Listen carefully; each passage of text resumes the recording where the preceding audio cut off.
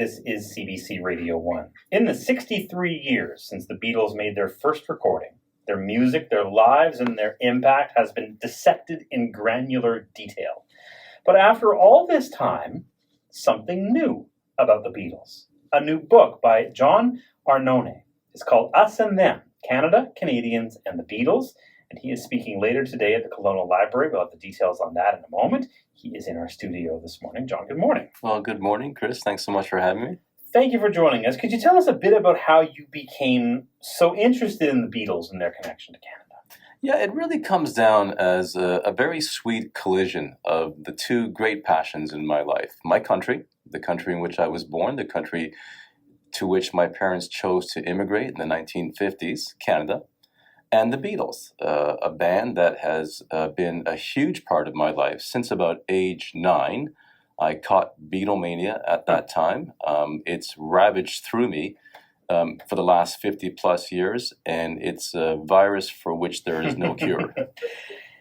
You talked just before we came on the air about the Beatles being this hinge between England and the United States in Canada. Can you talk a bit more about that? Yeah, it's a particular theory that I hold very dear, and it's sort of, to give you some background, for much of the 20th century, including the 50s and 60s, Canada was really wedged between two worlds.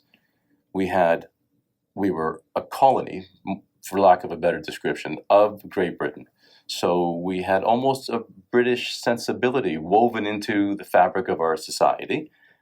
And we also sat atop this massive elephant called the United States. And they were hugely impactful in terms of influencing our culture and the way we live. So we were wedged in between these two worlds. Now, when you think of the Beatles, of course, ground zero for the Beatles was Liverpool and England and later the United Kingdom as a whole. But only after February of 1954 and their appearance on the Ed Sullivan Show did the U.S. really become their sort of secondary leap towards fame. So the Beatles were also wedged between these two worlds, the U.K. and the U.S. So it's no wonder at all that we are in the middle of this phenomena called Beatlemania. And my book sets out to prove that there is no other country, apart from the U.K. and the U.S., that had more to do with the Beatles and in terms of shaping them and them shaping us than our country, Canada.